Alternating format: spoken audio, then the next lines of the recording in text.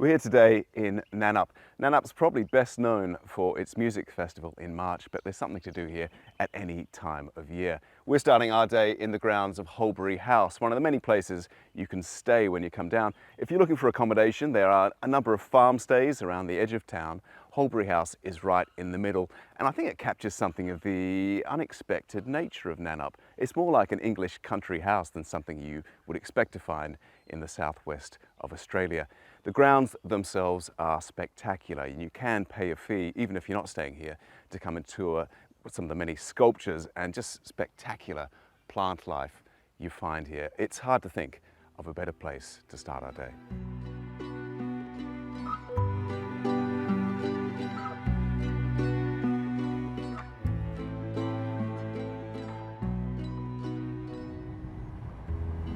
We're on our way now to the Lavender farm. Just driving around the edges of Nannup is just the spectacular scenery. You've got this lovely undeveloped bush area, but then there's these amazing rolling hills of farming fields that make you feel like you're somewhere else entirely.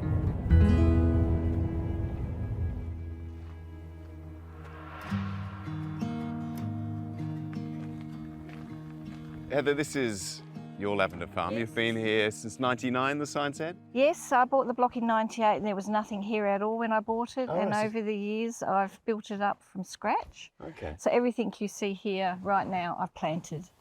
So when people come, they obviously love to be surrounded by flowers. Yes. Are they able to pick flowers or? In season, on occasion, depending, because lavender lasts for 12 years. We've been here 25, so we've had to replant 3 times. Oh, right. If we've got a lot of flower, then we can probably do the picking. Okay. Otherwise, we covet our lavender very closely. No, fair enough. But you've got the gift shop, and there's a cafe just down here, and, yes. And you can also come and stay. Yes, we've got a 2-bedroom cottage, or we've got a little campground with some grassy sites and a little on-site van as well. Fantastic. So yeah, people love to come and stay here. It's very relaxing. There's lots of birds. And they love the smell of the flowers. Well, fantastic. Should we go check out the cafe? Yes, let's go have a look. Fantastic. So we have a little private garden that we invite people to visit. What we've planted here is a lot of different variety of flowers. Right. I started off falling in love with the bulbs, so you can see the Dutch iris are currently in colour. Okay, just here. Yeah. Yes, very nice. And there's tulips and daffodils and all sorts of flowering plants in here. And then I'm expanding all the time and finding new ones I fall in love with. So it's beautiful, and again I can see the purple, yellow and white theme throughout.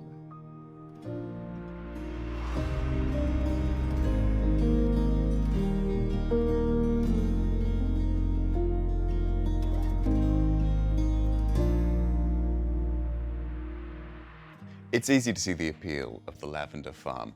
It's worth a short drive out of town just to get a sense of what it's like to actually live on the land here.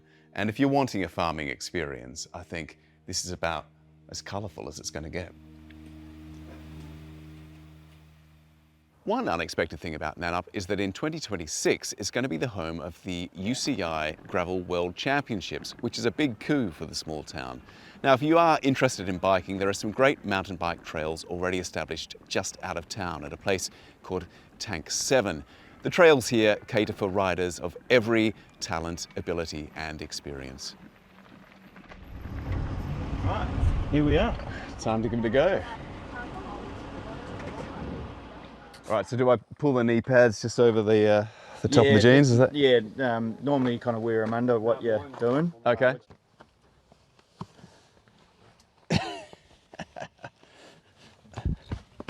that looks great. Right. Yes. Oh, bit of a squeeze. I don't know how tight it's supposed to feel. Is it really tight on your cheeks? It's pretty tight on my cheeks. Yeah, I think it's a bit better. Yeah. Yeah? Yeah. All right. All right, so Steve, I've never ridden an e-bike before, so... Yeah. First thing is, Yep. turn it on, right? There's a little button up the top here, you just push that and hold it on. Okay. If we want the seat up, we just push the lever in. That is amazing. And now you're ready to climb up the hill. Right, so I don't have to stand up. Yeah, when you're riding downhill, you want the seat down, so you push the lever in, sit on your seat, let the lever go. That is incredible. Down. All right, I've got my knee pads, I've got my gloves, I've got my stealth helmet. Stealth helmet. Away we go.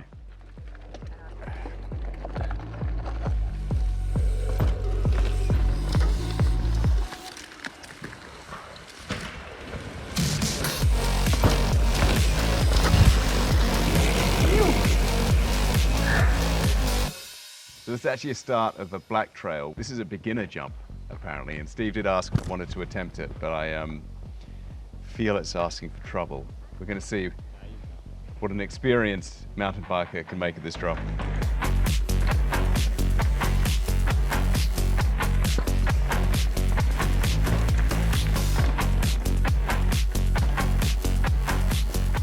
You're right, that did look easy, actually.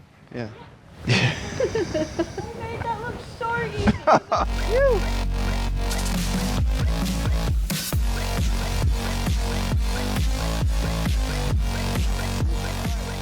You were alive. Whew.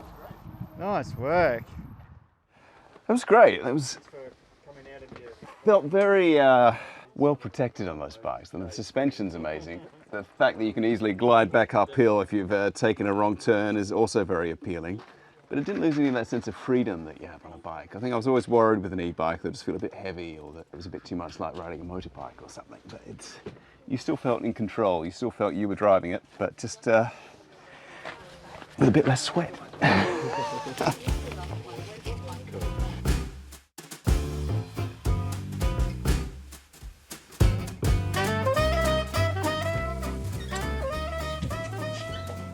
Hi, I'm Mike.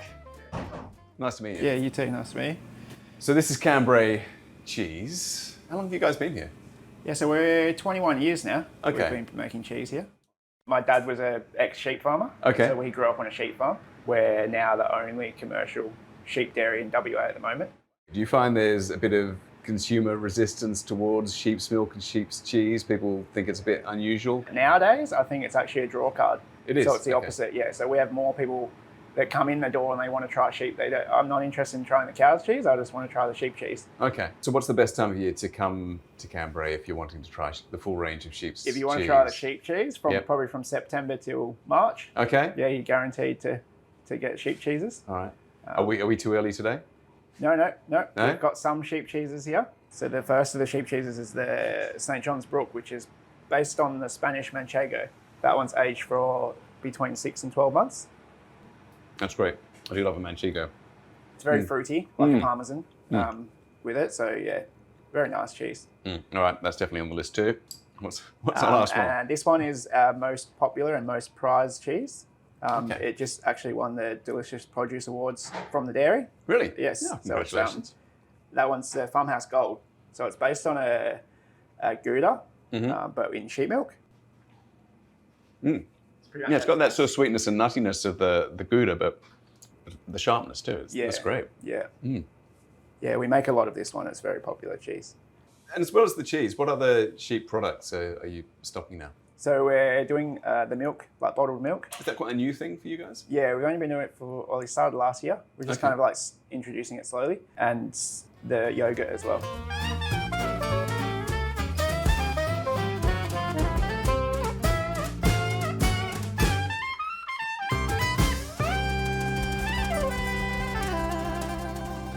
Right. So these are the hard cheeses? Yeah, so into the cheese cave. So the majority of the cheese in this room is Farmhouse. Right. We've got a few Amsterdamers up the top there, which is another sheep milk cheese. And then we have the brine tank where the cheeses float in the brine bath. Right. To get their salt. So our old cheese has salt in it for the flavour and also preserving. This is our blue cheese. So this is one I made last week. And you can just see it's starting to get a lot of blue on the surface now. Yeah. For blue cheese to get the blue in it, you have to spike it to create the oxygen. So the blue Spike it, like literally poke holes in it. Yep. So that one there, as you can see, all the little holes. So the mold it's already like inoculated with the mold in the cheese itself.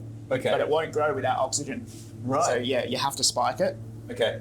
And then this wall is all our cow's milk cheeses basically. So we got some cheddars, which are purposely put next to the blue because we actually like the cheddars to grow a little bit of. All right, so this blue mold you can see on the edge of the Yeah, chair, so that it's mold crept is- up the shelf. Yeah, and we want that there because it's creating like a little environment for the cheese to age, so it doesn't dry out as much if it's got a bit of mold on there, and just keeps the rind really nice and moist. So we actually want the mold, so it's purposely there for a reason.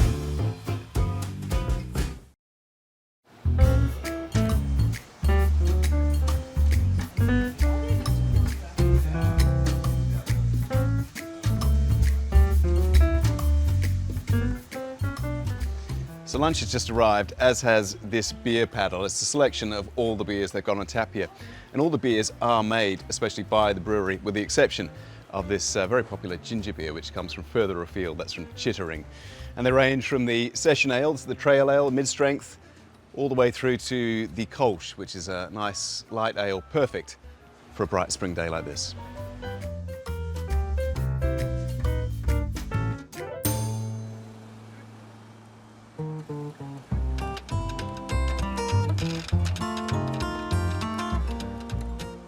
One of the really nice things about Nannup, like many towns of this size, is that once you've hit the main street, there's really no reason to leave it. You can start at the Nannup Brewing Co, where we've just had lunch. Next door, there's a soap store and an antique shop.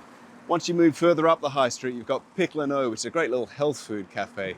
Then there's a furniture gallery, an art gallery, a Whole Foods cafe, Nanna's Pantry, and down the other end of the high street is a really beautiful little op shop.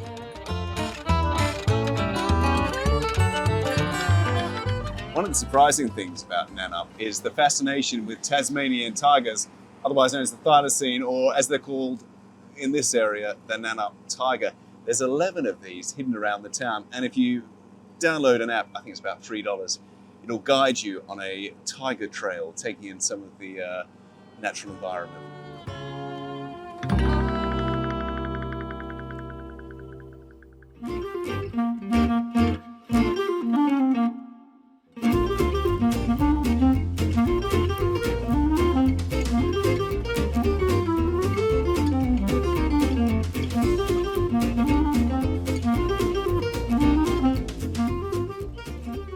Nanna's Pantry, an amazing Whole Foods store and cafe with a great selection of gluten-free options and this very impressive ceremonial hot chocolate.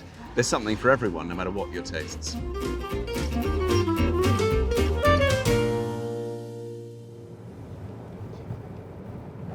Well, I've done the high street. Now we're heading out of town.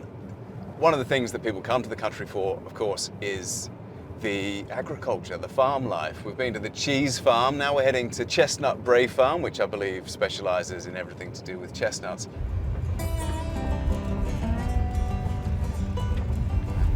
Like mountain bike riding again.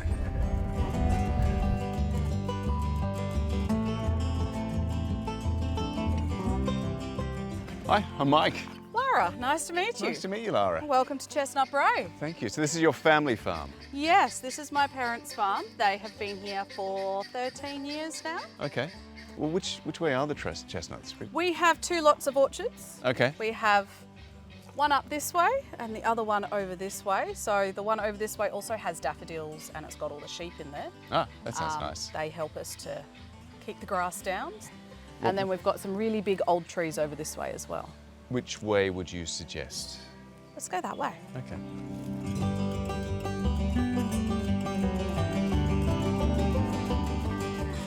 So are these the chestnut trees up here?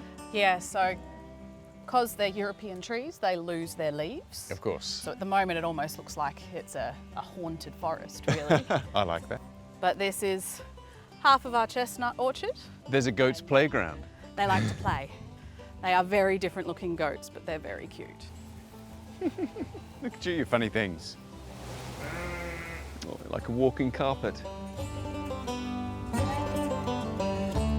Do families come here to experience life on a farm? I know they call that agritourism. It's certainly a thing. Do people come here for that? I mean, you've got obviously Angora goats, this little lamb here, far more sheep, some very happy looking pigs. Yes, a lot of people like to come and see the pigs. Yeah.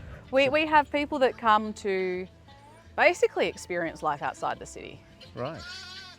And I think I can guess which parts of the farm appeal to the kids the most. But, Yes.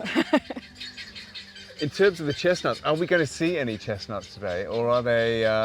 We're here in spring, so I'm guessing that they're all done. We're all done. So the chestnuts start end of February, early March, and they go until about May. How intensive is the process? I mean, obviously it's a working farm. For the months that you're dealing with the chestnuts, how full on Harvest is pretty it? full on. We started off hand picking all the nuts. They're really prickly, Are they? so you need So gloves on. They don't have that lovely smooth coating. No, they drop down off the tree like this. If they're not open, you don't pick them, but this is all dried out Okay. because it never got harvested in time, but your chestnut is inside. And these things are ridiculously pricky. Are they? Yeah.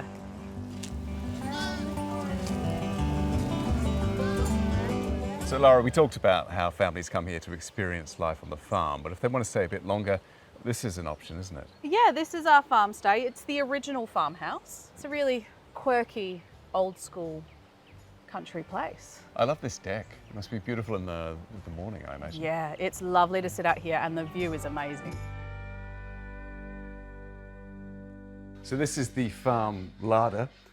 Yeah, this is The produce. where all the creations come from. So Right. we like to do things that are different. You can have a nut, but there are so many things you can do with a nut. Yep. So here we have our chestnut ale and our chestnut liqueur. And the chestnut ale has won a number of gold medal awards. Okay. And it's that old school, have it warm, British style. A brown ale. Yeah. So it's quite a heavy one. It's appealing. But yeah, so we've got the ale. On the scheme of drinks, we also have chestnut leaf tea. You can drink them. We can clearly eat them. Is this range constantly expanding? Are you always looking for new things to do with them?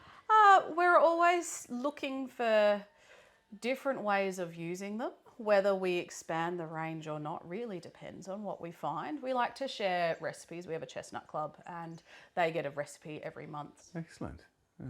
And these books here, are these family works? Yes. So this one, The Sweet Chestnut, A Nutty Affair. Yeah. That's Mum and Dad's latest book. Okay. Chestnut bolognese. I put chestnuts in everything. I put chestnuts in lasagna. I put chestnuts in absolutely I was everything. curious to that. You're not at all sick of chestnuts after all the years that you've been here? No. No, because they can be savoury, they can be sweet, they are so versatile. Very versatile. The kids come home with pockets full of chestnuts during harvest Do they? season. All right. They will find the trees that are not out in the orchard and go, these are going to go to waste, so I'm going to take home those. They're still excited by the chestnuts. Yeah. Oh, that's great. Laura, thank you so much. It's been a great tour. I'd very happily come back here and spend a bit more time around the farm, I think. Thank you. One thing that anyone who's living in Nannup will talk to you about is the number of times that this river, the Blackwood River, has flooded and threatened the town. If you were living here in 1982, you might remember when basically the entire town was inundated. So there's lots of stories there. But the other thing that's really come across today meeting people is that people come to Nannup because they want to do things a little bit differently, whether that's making sheep's cheese instead of cow's cheese, whether it's starting a chestnut or a lavender farm, or whether it's running a English-style country manor bed and breakfast in the middle of a southwest Australian town. There's room here for people to find different ways of living, and I find that very appealing.